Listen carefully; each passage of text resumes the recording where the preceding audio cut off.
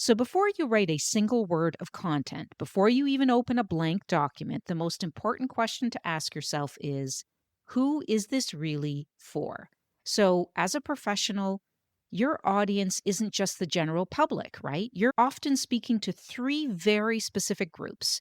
The first is potential clients who may be feeling overwhelmed, emotional, or confused. The second are referral partners and other professionals who are looking for credibility and clarity. And the third audience is the wider community who may not need your services today, but they may need them tomorrow. I'm Sylvia Garibaldi, founder and CEO of a well established marketing training and done for you services company, tailored specifically for the modern legal and financial professional worldwide. While it's taken some trial and error to figure out which methods get the best results for professionals who are looking to grow their practices, fast forward to today, my team and I have nailed down and perfected a process that has helped so many of our clients consistently achieve outstanding results and create a legacy for their practices. I created the Serve First, Sell Later marketing podcast to give you simple, actionable, non-salesy, and results-driven marketing to grow your legal or financial practice like so many of our clients have.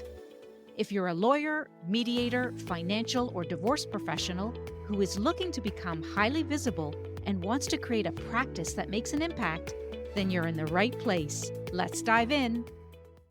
Hello, everyone, and welcome back to episode number 80 of the Serve First, Sell Later marketing podcast. I'm your host, Sylvia Garibaldi. So, have you ever stared at your screen trying to turn your knowledge into a social media post and ended up feeling like, where do I begin and how do I get unstuck? Well, we hear this question a lot. So, whether you're a lawyer, mediator, or divorce professional, your expertise is incredibly valuable. But I think communicating it clearly and effectively online requires a process. And that's a whole different skill set. So, in this episode, we are tackling a big question. How do you simplify your content without dumbing it down and make sure it actually connects with the people you want to help? Because here's the truth, in today's digital world, if your message isn't clear, it gets ignored. So, I want to talk about the real challenge professionals face, which is balancing accuracy with empathy and engagement. And it's not about being correct, it's about being heard. And something else to think about. Yes, it's important to understand how your content is connecting with your audience in terms of impressions, whether you got a lot of likes and comments. But really, when I look at someone's content, the key question I will always ask is your content creating inquiries?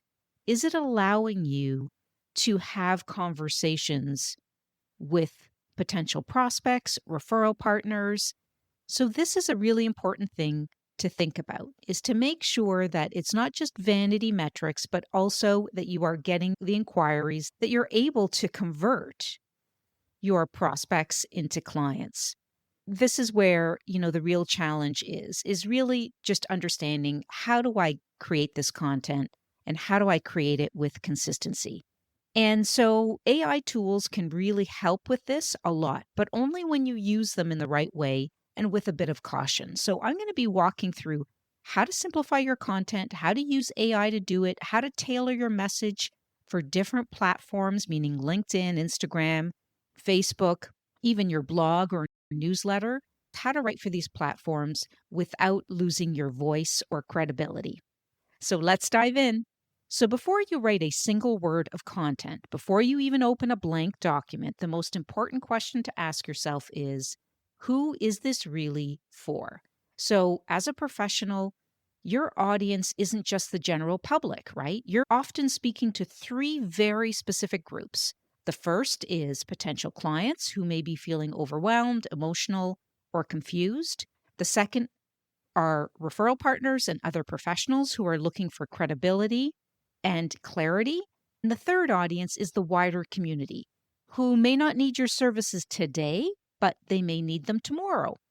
And so here's the key: each group responds differently, and so do the platforms that they spend time on. So I want to break this down. So let's start with LinkedIn.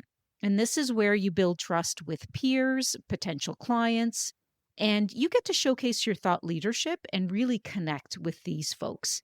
So here, people expect professional insights, industry trends, personal stories that tie back to your expertise. That's really important, and then posts that spark conversation. So think, how can it be helpful and credible at the same time? Okay. Facebook is where you connect more personally, and it's perfect for community engagement, posting simple tips, sharing success stories, and showing the heart behind what you do. And so your audience here is often local and they're looking for reassurance. So think, how can I make this feel supportive and approachable?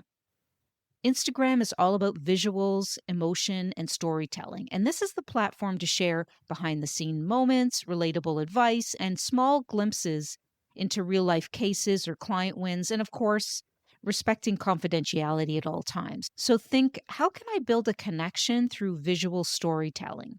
And so the point I'm trying to make here is each platform has a different tone, a different rhythm, and a different expectation. So when you're creating content, please don't just copy and paste the same thing everywhere, because what works on LinkedIn might fall flat on Instagram, and what's perfect for Facebook might feel too casual for your professional audience on LinkedIn.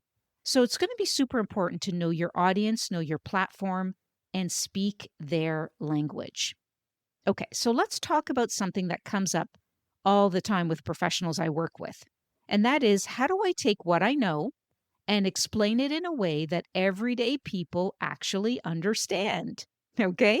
Because if you're a lawyer, mediator, or divorce professional, your world is filled with nuance, legal language, emotional complexity, and a whole lot of moving parts. I'm sure you're probably nodding your head and agreeing with me on this one, because it's not always easy to simplify all of that into a post or a blog that people can instantly connect with you. Okay. And when you add in the pressure of creating content regularly for LinkedIn, Facebook, or Instagram, or your website or your YouTube, it can feel pretty overwhelming fast. And I think that's where AI can help. But, and this is key, only if you know how to use it well. So let's break this down. So by now, you've probably heard of a myriad of AI tools out there: Chat GPT, Jasper, Grammarly, Google's Gemini, and there's so many more. And they're there to help you. And you can use it in a myriad of ways. So you can come up with ideas when you're looking at a blank screen and not sure what to write about. It can draft your version of a post or an article. It can summarize news or explain trending topics in simpler ways. It can spot content gaps or new angles by looking at what's already out there. It can generate headlines, email subject lines, video outlines, podcast outlines, you name it. The possibilities are endless. But here's the key thing: AI is only as good as the prompts you give it. And if you give it a vague request, like write a post about divorce, you'll likely get something generic, robotic, or just plain off brand. It simply doesn't represent your brand. But if you say something like, write a short LinkedIn post in a warm, professional tone that explains the difference between divorce mediation and litigation, you're going to get something much more usable, right? And then, you're going to think about, okay, so this version now, does it represent my brand? Is it using the language that I'm using, right? So there's so many different things to think about here. But, the first couple of drafts can help you get started in this process.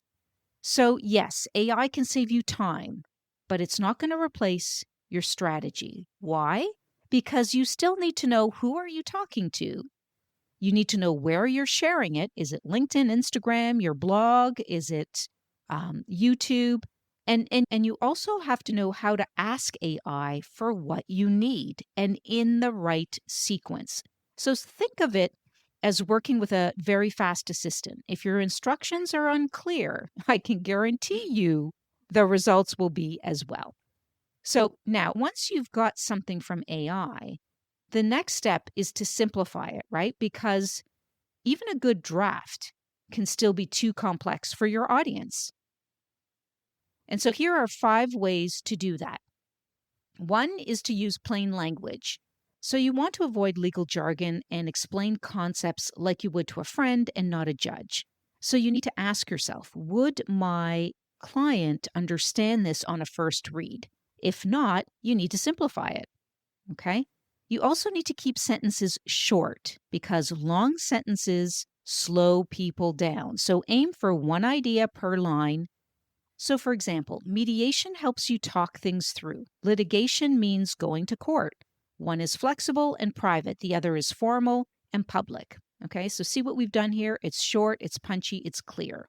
Okay, you also want to use real life examples or analogies. So, these make your content feel less like a textbook and more like a conversation. So, let's say you're explaining how parenting plans work in a divorce.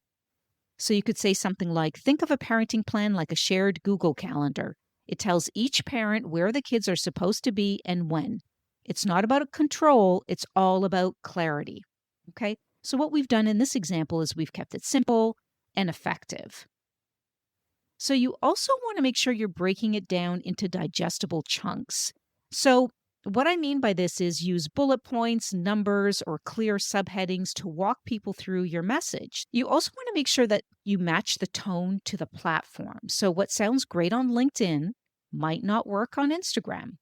So on LinkedIn, you want to aim for informative and professional, but you still want to humanize it.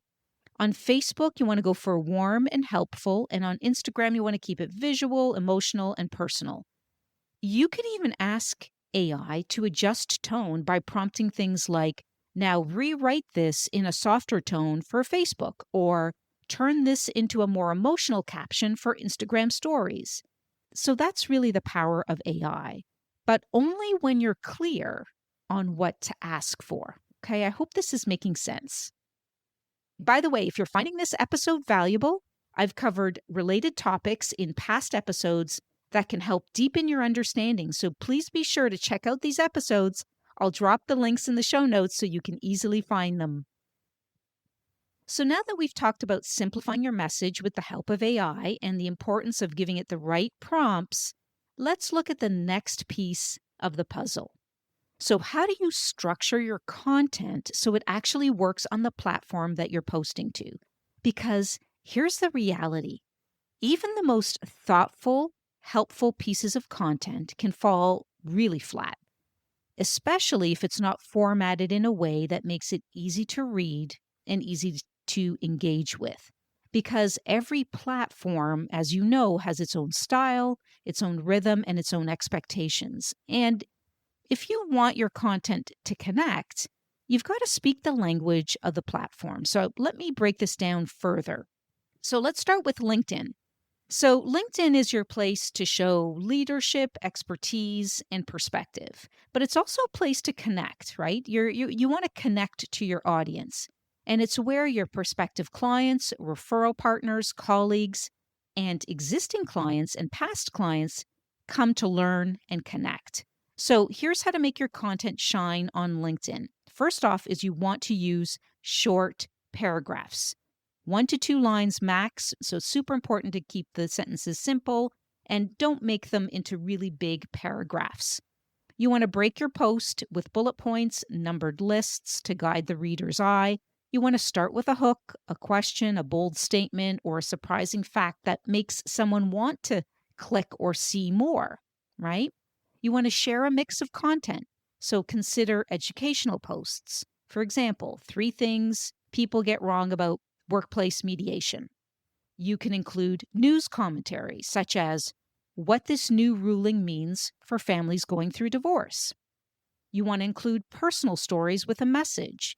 Why did I choose to become a divorce mediator? You want to include opinion pieces that invite discussion. So here's a bonus tip.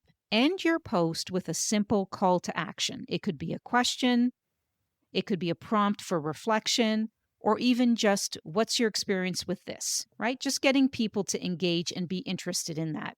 Okay, so for Facebook, your content should feel really personal, approachable. It's not just about showcasing expertise, it's about building trust and being more personable. And here's how to structure your content for Facebook. Think bite sized tips, stories, and resources. For example, thinking of a prenup, here are three things that most couples don't realize. Okay, and you're going to use visuals, photos, quote cards, short videos. And so you want to consider also using some of the tools that Facebook offers, like Facebook Live or recorded videos. Feel free to include testimonials, anything that's going to help you humanize your brand. Okay. And remember, Facebook favors community building. So when people comment or share or respond, it keeps the conversation going. So let's talk about Instagram. So Instagram is all about capturing attention quickly through images, short videos, and emotionally resonant messages. And here's how to make your content really work here. You want to use eye-catching visuals. So maybe photos of your team, simple infographics, or calming imagery with overlaid quotes. Carousels work really well. You can break down a concept slide by slide, right? So there's so many things that you can do, and it's important to work with the captions as well. So lead with a short emotional hook, use plain language and spacing for readability, and of course, end with a warm, direct call to action. Okay, so you could say something like, hey, if this speaks to you, let's chat. My DMs are always open. And don't forget to use stories and reels because they're really for more casual content, quick tips, behind the scenes, Q&As. And what I think this does is it really builds personality and helps your audience feel more like they're getting to know you better. And of course, don't forget about engagement because engagement does matter. So respond to comments, message people, and always show up consistently. This is super, super important. So please don't write content for social media, write content for each platform and for the person scrolling on it. Super important. So once again, for LinkedIn, it's going to be professional, it's going to be structured, it's going to be thoughtful, but you're also going to humanize your brand. Facebook is more friendlier, community focused, and visual, and Instagram is more emotional, visual, and short form. All right. So, how do you actually sit down now and write this content without wasting hours staring at a blinking cursor? So here's a step by step approach that I think is going to make it pretty simple, doable, even if writing isn't your favorite thing. So, step one is you're going to start with a content plan. So, you're not going to wing it every time you want to post because that is exhausting. So, take 30 to 60 minutes, maybe once a month, write a simple plan.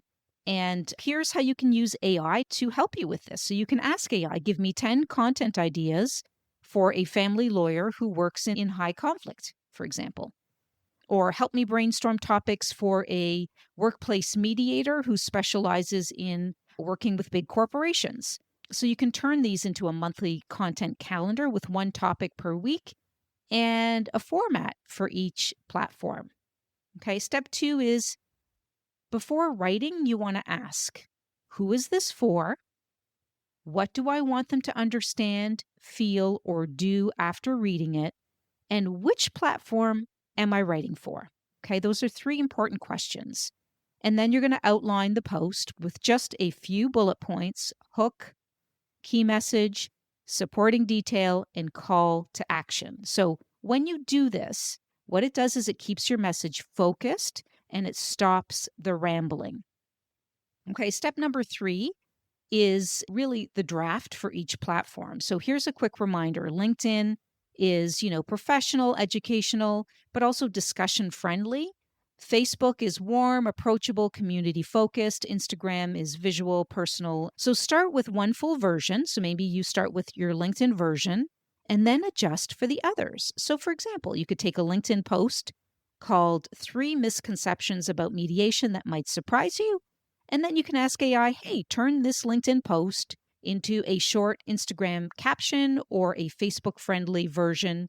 Okay, so this saves time and really just helps you show up consistently without burning out. Okay, so step number 4 is really a non negotiable, especially for professionals in law and mediation. And that is, even if AI wrote the first draft, even the second draft, you need to review it for accuracy and compliance. You need to check the tone and make sure it sounds like you. You need to update any references if they've changed and always keep client privacy top of mind, right? Especially if you're using case studies and whatnot. But you really need to make sure if you're using an AI draft that it has to represent your brand and tone. And, you know, it needs to sound like you, not like everyone else, but like you. So, this is why AI is becoming increasingly challenging to create material so that it does sound like you. So, if any of you want to skip the whole writing process and you want to understand how we can help you at SG and Associates to write your social media in your voice and tone and manner and to actually customize it to things that you've talked about and what you believe in and represents your brand, then feel free to connect with me.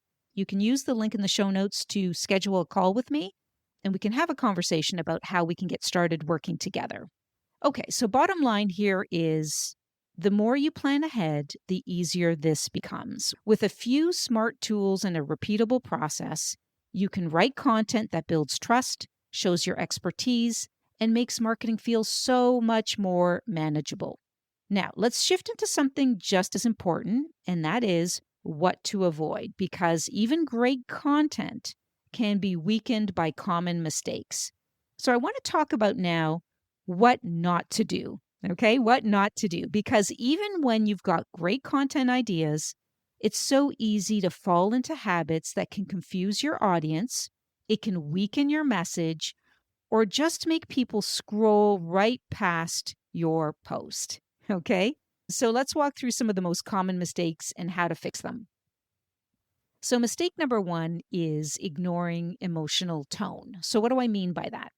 So, yes, your content needs to be accurate and informative, but it can't be cold or robotic because it's just not going to land, especially for clients going through emotional life events like divorce, estate planning, workplace conflict. So, please make sure your tone is empathetic, it's clear, and human, right? You can still be professional and relatable at the same time. Mistake number two is overusing jargon. Okay. So it's easy to fall into this trap, especially when you've been in the field for years. But clients aren't looking for a lecture, right? They want to feel understood. They want someone who can take a complex situation and explain it simply. So I want you to swap out legal phrases or technical phrases for real language. So instead of saying custodial arrangement, you're going to say parenting schedule. See what I'm doing there? I hope that's making sense. Mistake number three is forgetting the platform etiquette, right? What works on LinkedIn might feel too formal on Instagram, and what gets likes on Facebook might feel too casual on LinkedIn. And each platform has its own language, its own pace, its own personality. So before you hit post, ask, does this fit the vibe of the platform I'm using? If not, you want to tweak the format, not just the words. Okay, I hope that's making sense. So, mistake number four is relying solely on AI. And this is, in my estimation, a huge one. Okay, because let's be honest, AI is fast, but it is not flawless, right? It doesn't know your clients, it doesn't know your voice, it doesn't know your jurisdiction, it doesn't know the cases that you've worked on. It won't catch inaccuracies. So you need to use AI to help you think faster, but not to replace your thinking. Okay, I hope that makes sense. So you want to ask yourself, is this something I would actually say? Does this reflect my brand and values? Would I feel comfortable if a client, colleague, or another professional read this? And if the answer is no, you need to go back and revise it, right? Because it needs to represent you and your brand. So here's the bottom line. If you've ever felt stuck trying to turn your professional knowledge into content that actually connects, you're really not alone because this is a big one. But here's the good news. It doesn't have to stay that way because in today's episode, we covered a lot of ground from knowing your audience and platform to using AI tools effectively to structuring your message and avoiding those common pitfalls or mistakes that I just indicated. And throughout all of it, one theme kept coming up, right? And hopefully it resonated with you. Clear, authentic communication is your greatest marketing asset. It's not about writing like a professional marketer. It's about sharing what you know with empathy, simplicity, and intention so that the people who need you can actually hear you. And yes, AI can help. It can speed things up. It can give you structure. It can inspire new ideas.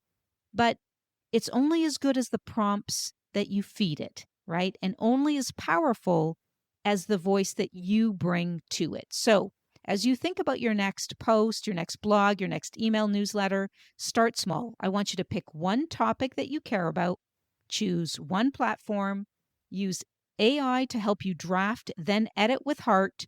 And most importantly, you need to hit the publish button, right? You need to get it out there. So remember that you're not sharing content. What you're doing is you're building trust one clear message at a time, and you're also building your brand and thought leadership. If today's episode helped you think differently about your content, I'd love to hear from you. Send me a message or leave me a review. And if you're ready to start creating more consistent, compelling content, keep tuning in because we've got so much more to explore. So until next time, keep showing up, keep sharing what matters, and please don't forget that you don't have to do this perfectly. You can do it consistently. Thanks for tuning in today. And if you haven't already, make sure to subscribe so you don't miss future episodes packed with actionable strategies to grow your practice. See you in the next episode.